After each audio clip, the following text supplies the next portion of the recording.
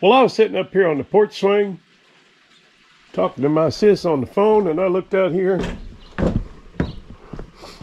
and I saw this chain laying down here, and I wonder how far I drug that thing. It looks like I drug it all over town. Nobody said anything. I've got a milk crate in there, and I've got a few things in there, you know, a gallon of gas and a gallon of water and a tow chain.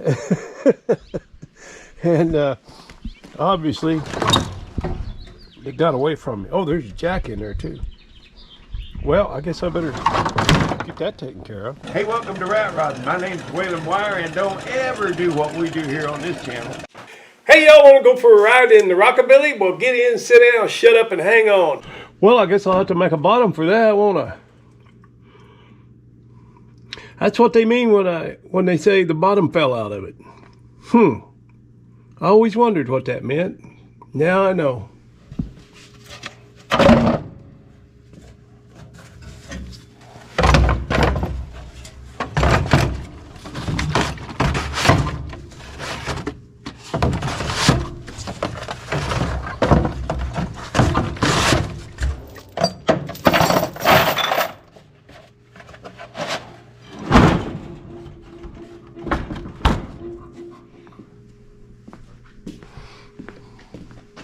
Now, I've got to rebuild my plug wires. My plug wires got so they're coming apart right here. Some of them are not crimped real good anymore. They just kept working loose. The coil end is all right, but the spark plug end keeps opening up. That one's, you can see that one's loose. That was going to come out. So I got some terminals, and I'm going to do a little different style here. See if I can't remedy that. I lost one of my plug wires. Number one plug wire was so loose it wouldn't stay on. And I took it off and I replaced it with a regular old rubber plug wire. And I laid it down somewhere and I can't find it. Have you guys ever done that? Ever? Or am I the only one? I'm probably the only one that's done that, right? This one, boy, she's crimped in there good, but you know, these just keep opening up. This little deal here, and you squeeze it down and then drive it down and back and they're loose again. So we're going to do something else. I'm going to take these off. If I can get it off. Come on. Come on, sweetheart. Don't do me that way, darling. Be good to me now. I'm good to you. I've always treated you right. Well, maybe not. Little puppy. I know what I need. I don't know if it's what I need, but it's what I'm going to try. See if this won't work a little better. For getting in that splice. There we go. There we go.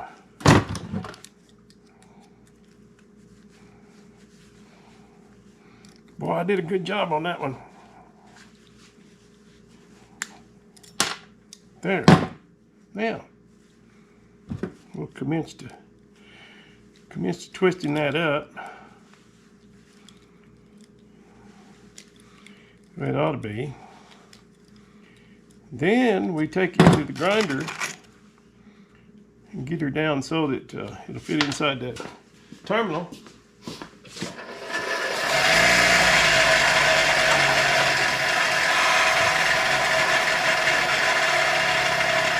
People ask me a lot, how can that work? Wires, how can barbed wire work? Well, it's not barbed wire, it's copper wire.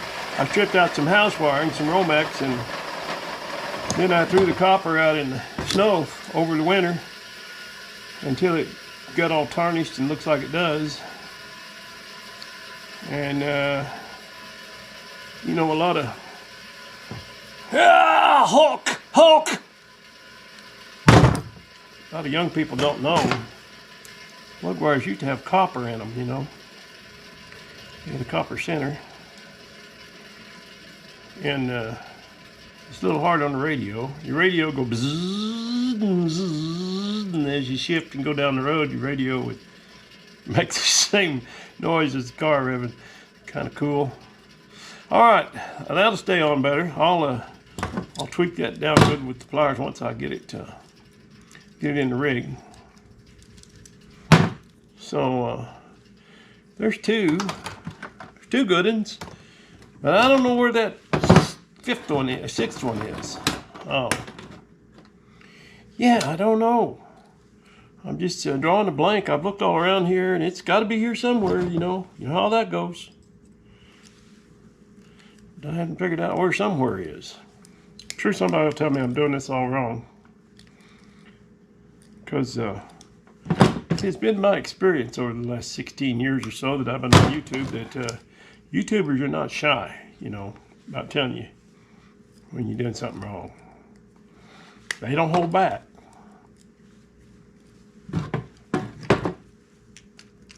I don't care. Just doing what I do. All right. Let's move that one down until the terminal fits on there. I'm going to, yeah, I got it. Well, I don't know. That's going in there pretty good. Pretty good, but I want to go just a little more. I wonder what this does further back in the jaws. I've never used that one. Oh, even better. Look at that. Oh, boy. That's not coming off. There's three. Where is that other plug wire? What happened was, I went to do tune-up on the thing. I put set points, cap, rotor, condenser, the huge. Well, I was having trouble. I couldn't get fire. I was getting fire to the coil, but it was losing it before it got to the points. And what was going on was there's a little paper washer. I already threw it away, but there's a little paper washer on the outside of the distributor where that little bolt comes through there, and then your coil wire, or not your coil wire, but the wire from the negative side of the coil goes to the distributor and screws onto that little bolt. Well, that paper washer is worn out, and so it was grounded out on the distributor housing. So I cut me one out like this out of a antifreeze jug, little plastic one, and drilled it and punched it and put that on there. It's a little bigger, so there's no chance of that wire shorting out. But I might have to do the inside too. It's got that paper on the inside that wraps around the points. I'm gonna have to do that too at some point, probably. The thing is, if it quits running, I'll know what's wrong. That puts a crimp on it. Yes, sir. Have you guys found that other wire yet? You should be looking for that while I'm doing this. See how that just slips right off there? Tain't right, I'm telling you, tain't right. But it's going to be right when I get done with it.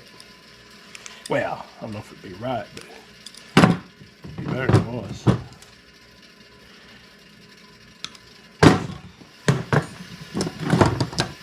Now, just need one more thing. Oh, I gotta look around here. I'll turn you guys off for a while, let you rest.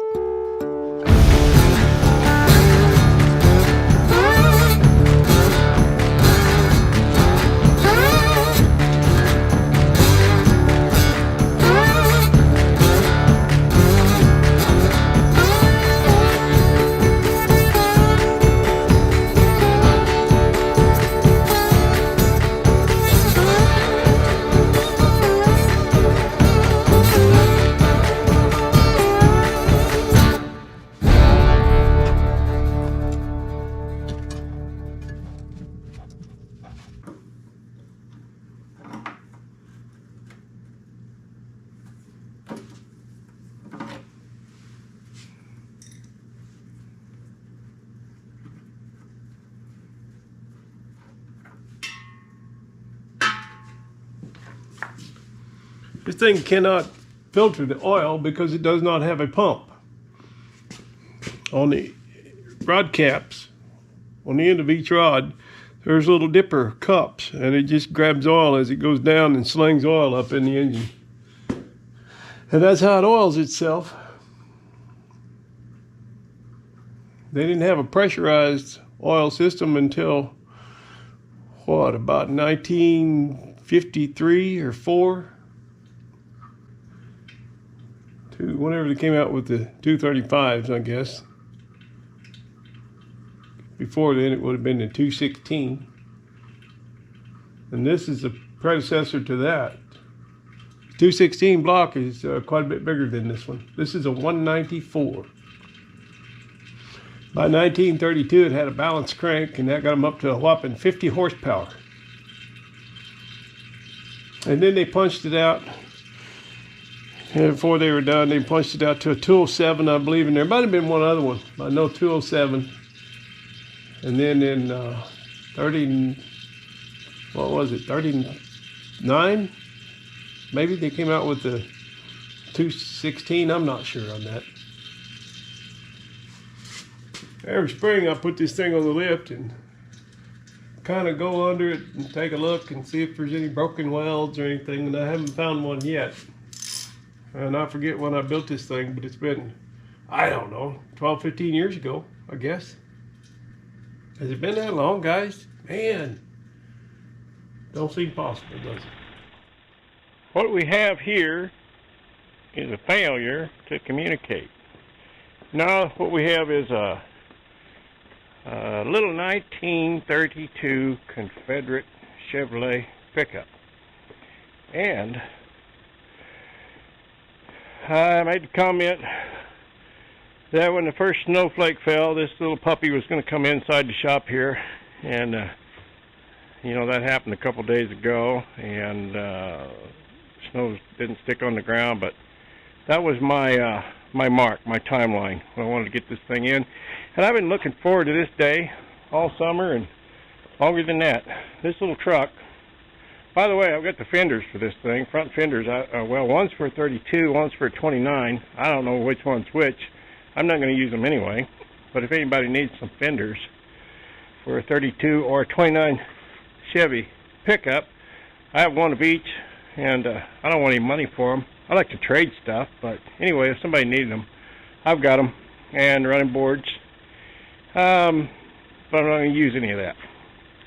And the back fenders are pretty ratty, but they're coming off too. And what this thing has that I really like is a beautiful honeycomb radiator. And I had not seen one of those since I was about 15 years old, tromping around down the Ozark Mountains. And a buddy of mine and we ran across one of these, and we just marveled at it. And you know, it's probably still there. But anyway, I want to use that. I don't know that the radiator is usable, or maybe it can be rebuilt. I don't know, but that's going on there anyway. Those big, huge headlights will come off, and I don't know. I'll probably put some seal beams in there somehow. And I heard one time. I never understood. I see these rat rods around, these hot rods, and all the time, and they're always, you know, Model A Fords or 33 Model Fords, early Model Fords, seems like not a whole lot of Chevys, the older ones. I was told the reason for that, and I believe it now that I have this one, is because the Fords were metal, and these things are full of wood, and they're, you know, they're just, it's going to be a mess. But I'm going to do it. I'm going to put this top on. I've got the top. I'm going to get all that on there and get that body all firmed up real good and solid before I take it off the chassis there. And then I don't know yet what I'm going to use for a power plant. I kind of want to put a big V6. I've got a 401 Magnum GMC V6 out of a 67 pickup with the big ports, big valves, and I just think that thing would look mean in there. And that's an option. And then, you know, we have this. So I just don't know yet. And I don't know if I'm going to box that frame or build a frame. You know, I want to use that front end, that front axle, because I like those parallel leaf springs, but these brakes, boy, you know, I want to build something that looks good, but I also want to be safety conscious. I don't want to drive this thing down the road and have it fold up like a pretzel. So, you know, Resto Dan suggested I should just go with a small block Chevy, because that way if I ever wanted to sell it, I could. Not everybody's going to be a fan of either one of these engines that I have here, but you know, his idea is that if he ever had to sell it, he could do that. And you know, he's got a couple of little ones, and he's looking out for his family, and I really respect that. On the other hand, I don't ever sell anything, and that's my problem. That's why I have a whole pile of cars out back, but nevertheless, want to build something that's going to be safe and fun. And I don't know how to do it all, but I'm going to learn. Yeah, I'm really looking forward to it. It's going to be a fun project. So there you go, 1932 Chevy Confederate pickup. Leave a little bit of that good stuff in the bottom there, just to fall back on.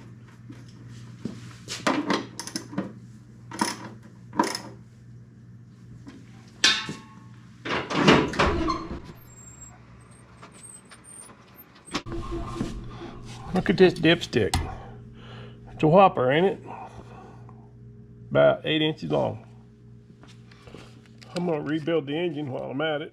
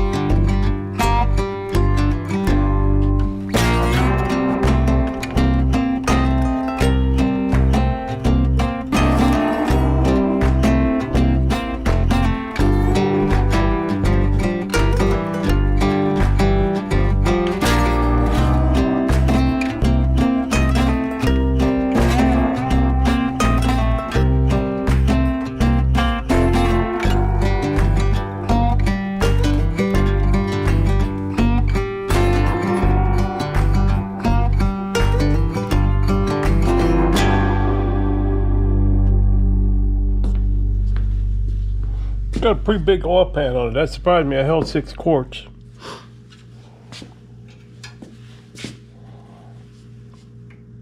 But it's a full depth from front to back. It's not like a small block Chevy where it's shallow in the front with a sump in the back. Well, it can still use a smidgen, but probably hasn't all run down yet.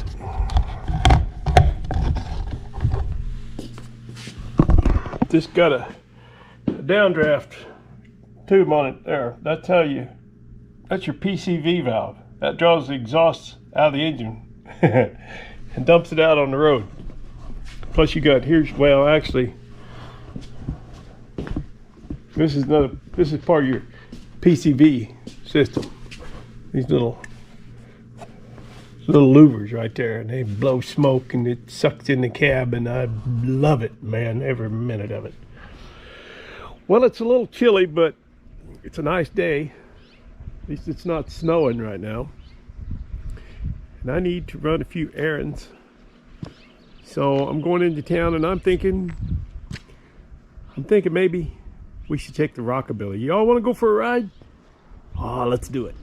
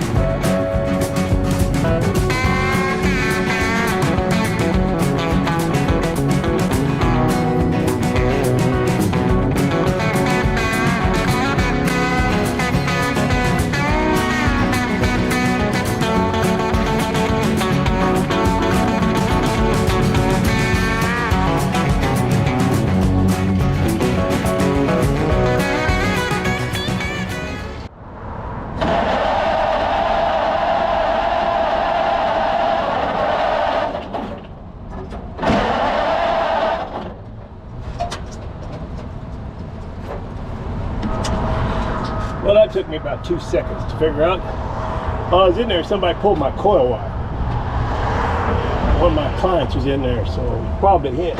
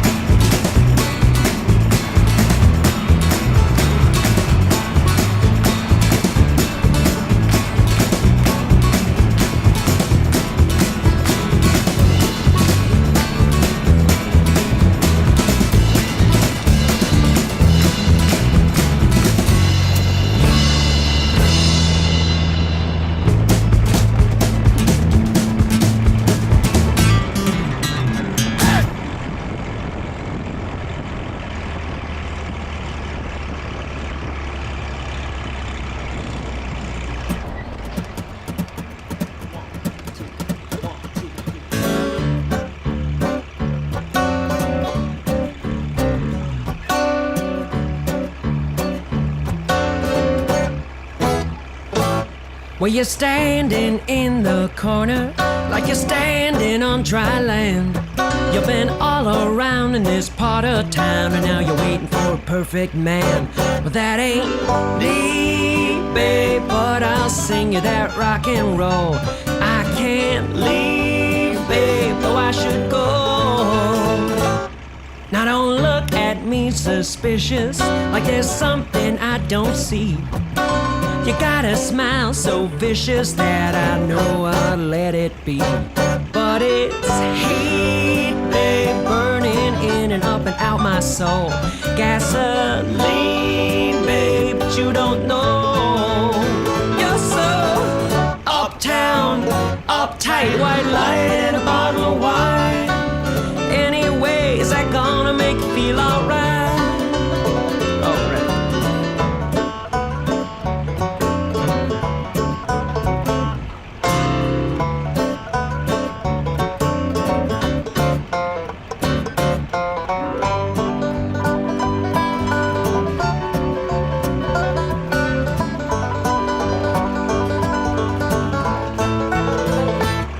I can't drink you off my senses, I can't chase you off my trail, because the getting is good in my neighborhood, where you know that you can never fail.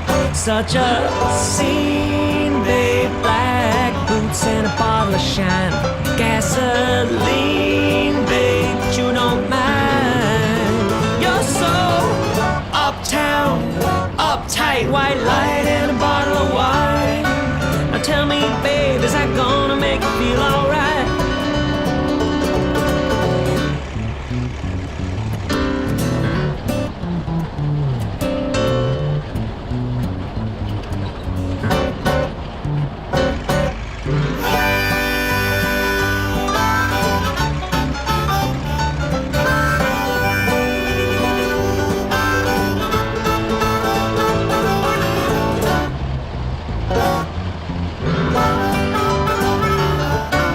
Tell me, babe, is that gonna make you feel alright? Alright.